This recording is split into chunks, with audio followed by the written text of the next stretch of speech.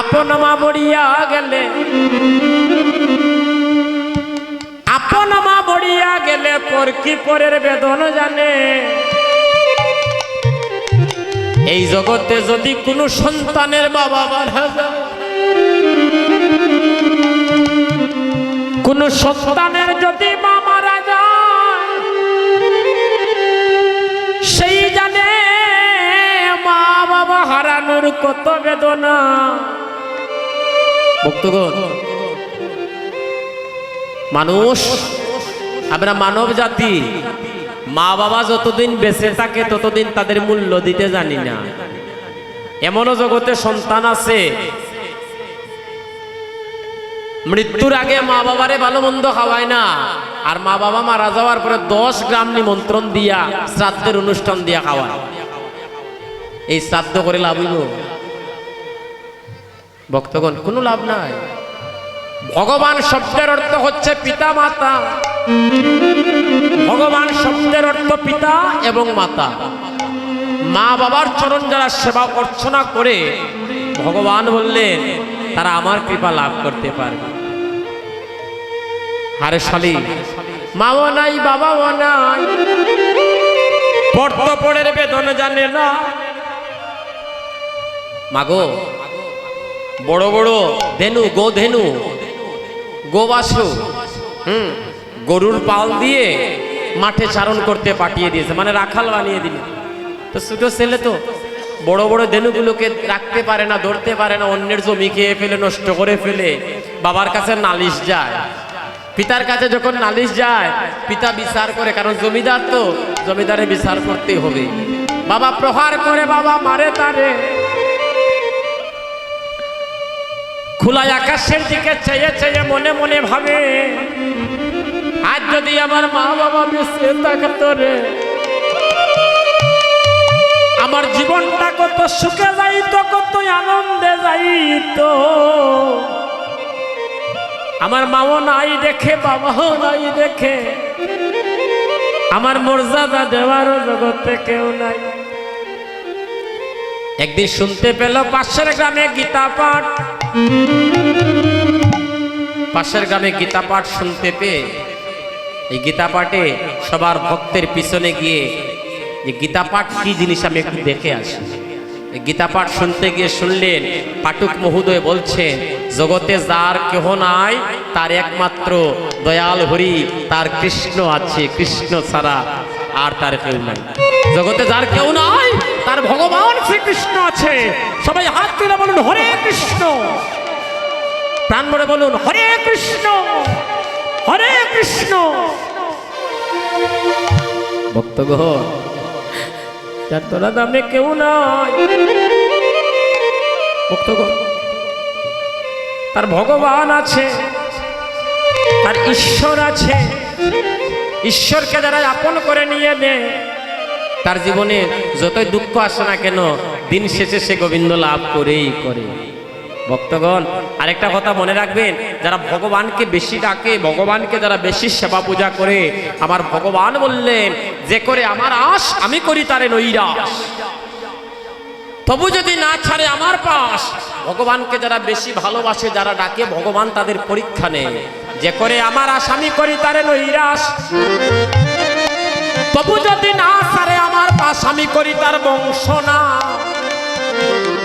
তবুও যদি না ছাড়ে আমার পাশ, আমি একদিন হয়ে যাই আমার ভক্তের দাসের দাস। আমার ভক্তের দাস হয়ে যায়। আহারে ভক্তজন, সাধুজন, তাই বলে দুঃখ দেবে বেশি, দুঃখ যন্ত্রণা। ভগবানকে ভালোবাসলে দুঃখ পেতে হয়। পঞ্চপাণ্ডবের মায়ের নাম শুনেছেন? জানো নি গো আমার বোনেরা? কুন্তি দেবী। বাহ, পঞ্চপাণ্ডবের মায়ের নাম কুন্তি, পঞ্চসতীর এক সতী কুন্তি। ভক্তগণ, একবারে সংক্ষেপে বলতেছি। দাদা এখানে দাঁড়িয়ে কথা বলবেন না, এই যে আস্তে আস্তে আস্তে আস্তে। কুন্তি দেবী পঞ্চপাণ্ডব রাজ্য জয় করেছে, ভগবান শ্রীকৃষ্ণ দ্বারকায় চলে যাবেন, সবাইকে আশীর্বাদ দিচ্ছেন। যশ দেখি হোক, পুত্রং দেখি হোক, ফলং দেখি হোক, দন হোক, জন হোক, রাজ্য হোক, টাকা হোক, সবাই ভগবানের কাছ থেকে ছায়া নিতেছে, কিন্তু একমাত্র পঞ্চপাণ্ডবের মা কুন্তী দেবী বাকি রইলেন, সম্পর্কে পিসিমা। গিয়ে গোবিন্দ ডাক দিচ্ছে, পিসিমা, ও পিসিমা, এই রাজ্যের সবাই আমার কাছ থেকে চেয়ে নিয়েছে, বারবার চায় গো মা, কিন্তু আজ বলছি তুমি আমার কাছে কোনো কিছু কোনোদিনও চাও নাই। আমি আমি তোমার ভ্রাতুষ্পুত্র, আমি তোমার ভাইয়ের ছেলে। হ্যাঁ, তুমি আমার পিসিমা, তুমি আমার কাছে কিছু চাও, আমি তোমাকে দেব। কুন্তী বললেন, ও কৃষ্ণ বাবারে, আমি যাদের জন্য চাইব তারা তো চেয়ে নিয়েছে, আমার কোনো কিছু প্রয়োজন নাই। বলে, পিসিমা, তোমার কাছে নিবেদন করি মা, নিবেদন করি, আজ মনে বড় বাসনা জেগেছে, আমার পিসিমাকে আমি কিছু দান করব, কিছু দিতে চাই। কুন্তী বললেন, দেবী বাবা দেবী, প্রতিজ্ঞা কর, আমি যা চাইবো ত্রিসন্ধ্যা প্রতিজ্ঞায় আবদ্ধ হয়ে বল, আমি যা চাইবো তুই আমাকে তাই দেবে। সবাই বলুন হরি বল। গোবিন্দ ত্রিসন্ধ্যা প্রতিজ্ঞায় আবদ্ধ হয়ে বললেন, পিসিমা, আমি প্রতিজ্ঞা করলাম, তুমি যা চাইবে আমি তোমাকে তাই দেব। কুন্তী নয়নের জলে ছেড়ে দিয়ে বলছেন, হে গোবিন্দ, এবার কৃষ্ণ নয়, বলছে গোবিন্দ, হে গোবিন্দ, জগতে তোমার কাছে আমি সুখ চাই না, টাকা চাই না, গাড়ি চাই না, বাড়ি চাই না, তোমার কাছে আমার একটাই চাওয়া, পৃথিবীতে যত দুঃখ নামক বস্তু আছে, যত প্রকার দুঃখ আছে, সমস্ত দুঃখ তুমি আমাকে ভিক্ষা দাও, হে প্রভু আমাকে দাও। পৃথিবীর মানুষ সুখ চায়, আর পঞ্চপাণ্ডবের মা বলছেন, আমাকে তুমি ভিক্ষা দাও, আমাকে দুঃখ নামক বস্তুটাকে আমাকে তুমি দান করো। গোবিন্দ নয়নের জল ছেড়ে দিয়ে বলছেন, মা, মা গো পিসিমা, একই বললে, সবাই সুখ চাই আর তুমি দুঃখ চাও, মা, তুমি দুঃখ চাও, কেন চাও? হে গোবিন্দ,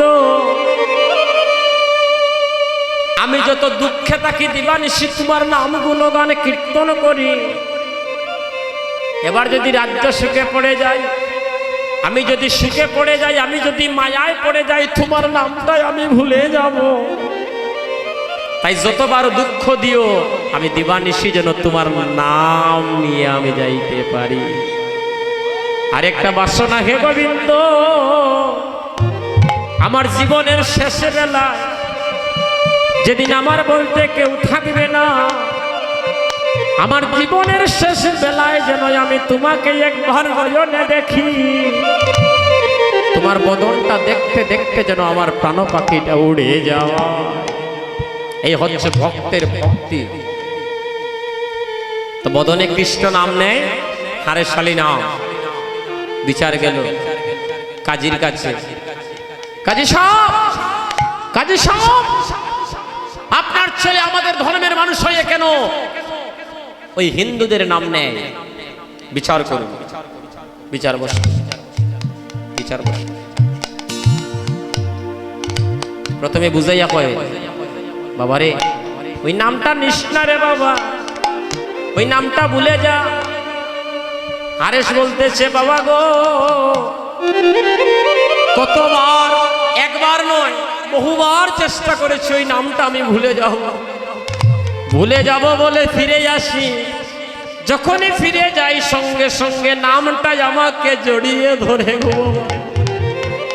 আমি নামটা ভুলতে পারি না বাবা, আমি নামটা ছাড়তে পারি না বাবা। বিচার বসলো, এই প্রহরীরা বেত্রাঘাত করো, বাঁশবাজারে বেত্রাঘাত করতে করতে বললো, নাম ছা, নাম ছা।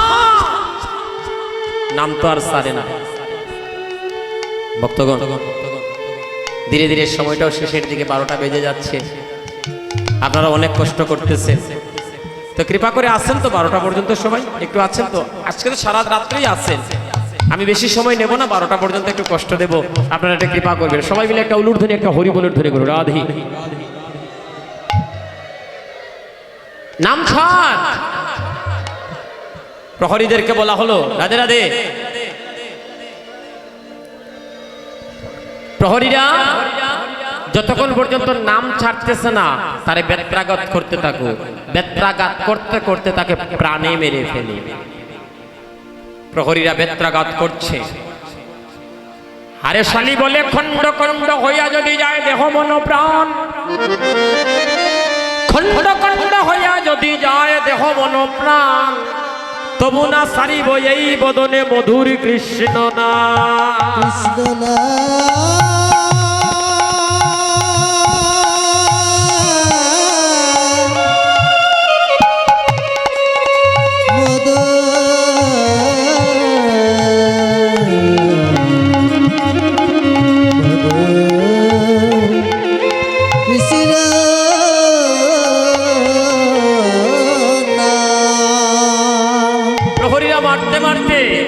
যখন বলছে নাম ছাড়, আর হারেস বলছে কৃষ্ণ কৃষ্ণ গোবিন্দ গোবিন্দ। শুদ্ধ ভক্তের বদনে নাম শুনতে শুনতে প্রহরীরা বলছে হারেস রে, তোর বদনে নাম শুনে আমাদের হৃদয়টা কৃষ্ণ প্রেমে ভরে গেল রে রে। তোর নাম শুনে আমাদের হৃদয়টাও কৃষ্ণ প্রেমে ভরে গেল রে ভাই। তবে জানিস, তুই যদি আজকে প্রাণে না মরিস আমাদেরকে মরতে হবে। আমরা চাই না তুই মর, কিন্তু জানিস তোর পিতার আদেশ, জমিদারের আদেশ আমাদেরকে পালন করতেই হবে।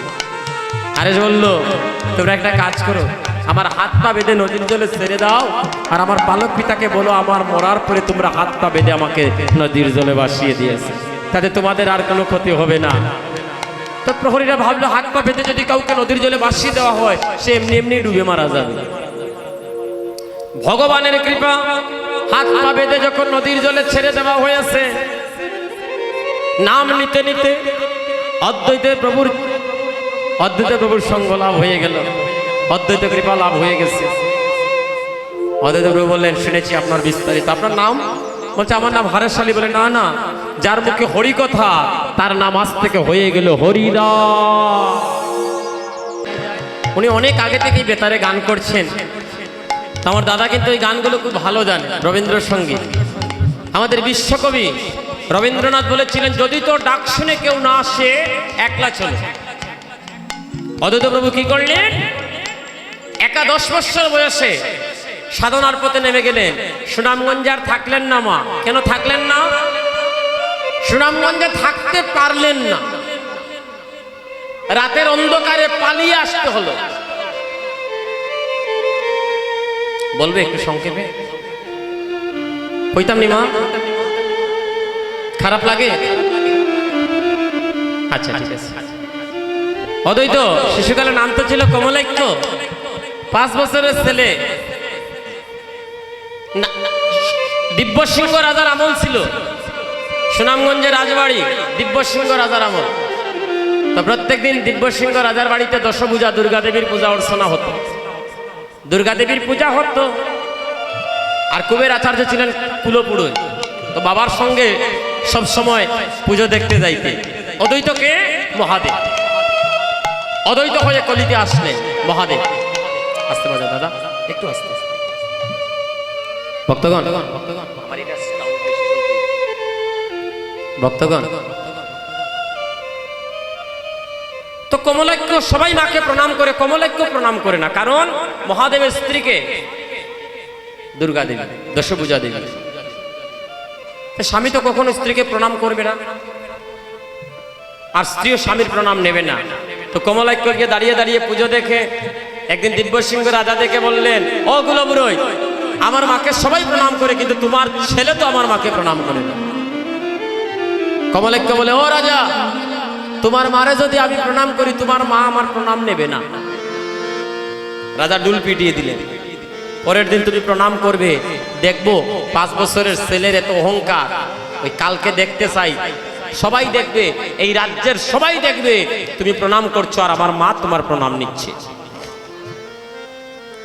তো রাজবাড়ির স্ত্রীটা তো একটু উঁচু, কমলাক্ষ উঠতেছে প্রণাম দেবে বলে, বলে ও রাজা সাবধান, নেবে না কিন্তু, সাবধান করছে। ভক্তগণ, কমলাক্ষ যেই মুহূর্তে মায়ের চরণে প্রণাম করবে বলে জোড় হাত করেছে, মস্তক নিচের দিকে নিচ্ছে, সঙ্গে সঙ্গে দশভুজা মায়ের কাটামটা এসে কমলাক্যের চরণে লুটিয়ে পড়ে। বললেন বেরিয়ে দাও শিশুপুত্রকে, ওই পুত্রকে বেরিয়ে দাও। ওই পুত্র সামান্য নয়। ওই দিন রাত্রবেলা, রাতের অন্ধকারে কুবের আচার্য সন্তানকে হাতে ধরে সন্তানকে রাতের অন্ধকারে ওই সুনামগঞ্জ ছেড়ে পাড়িয়ে গেলেন বেনাপুলে। বেনাপুলের কাটুরিয়া গ্রাম। 11 বৎসর বয়সে অদ্বৈত প্রভু সাধনার পথে নেমে গেলেন। পাতলা বৃক্ষের নিচে বসিয়া গৌতমী তন্ত্র নারদ বচনে পেলেন, তুলসী জলমাত্রেণ জলস্য চুলু কেন মা বিক্রিণীতে সমত মানং ভক্তব্য ভক্ত বৎসল্য। যে ভক্ত কাইমন চিত্তে কাইমন বাক্যে 1 গণ্ডুষ জল 1টি তুলসী পত্র আমাকে নিবেদন করবে, এখানে ভক্তের কাছে আমি বিকিয়ে যাই।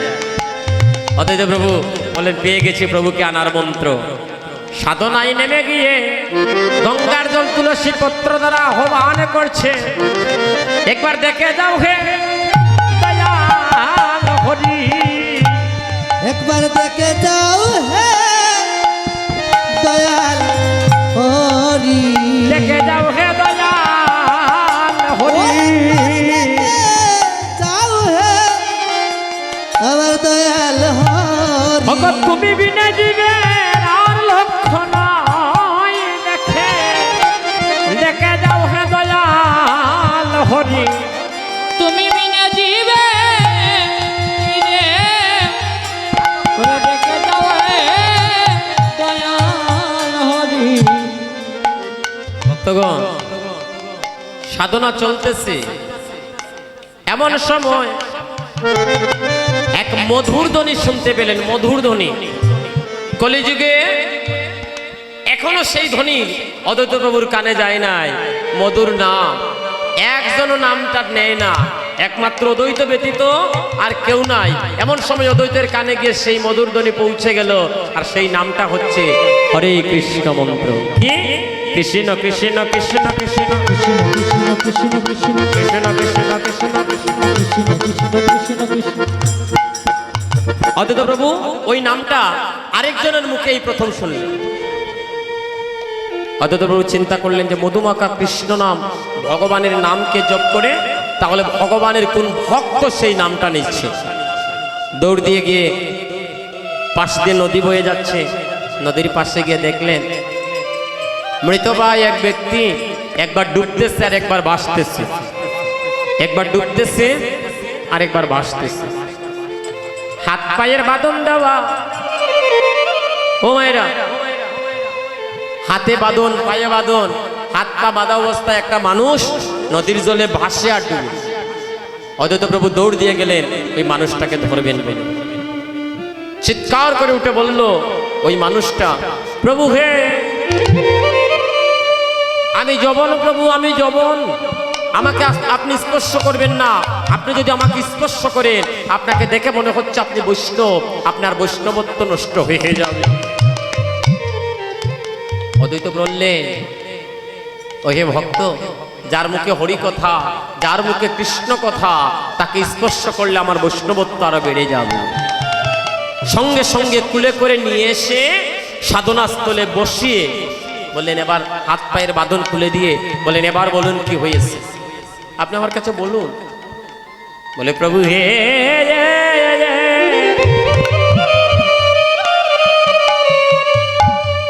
দয়াল প্রভু, আরে আমার পূর্বজন্মের অভিশাপ, গোষ্ঠলীলায় ব্রহ্মার কথা শুনেন নাই? ওই মানুষটা হচ্ছে ব্রহ্মা। আহা হা, গোবিন্দের নবলক্ষ দিনবৎসগণ হরণ করেছিলেন বলে ভগবান অভিশাপ দিয়ে বলেছিলেন পরের জন্মে তুমি যমনের গড়ে যাবে। কিন্তু জন্ম হয়েছে সনাতনীর ঘরে। মায়ের নাম ছিল গৌরী দেবী আর পিতার নাম সুমিত মিশ্র। গৌরী দেবী এবং সুমিত মিশ্র ব্যাধি, কঠিন ব্যাধিতে যখন মারা যান, মানে কুষ্ঠ ব্যাধি হয়ে মারা যান তারা। আর কুষ্ঠ ব্যাধি হয়ে যখন মারা যান, মাও নাই বাবাও নাই, শিশু ছেলে, বাচ্চা ছেলে, তার তো কেউ নাই, তারে দেখার আত্মীয় স্বজনও কেউ নাই। তৎকালীন সময়ের জমিদার চাঁদ কাজী ওই শিশুপুত্রকে বলল, তার যখন কেউ নাই, আমি তাকে পালক পুত্র করে নিয়ে গেলাম, আজ থেকে নাম রাখলাম তার হারেস আলী। এই তো যমনের ঘরে চলে গেল ভক্তগণ, নাম তার হলো হারেস আলী।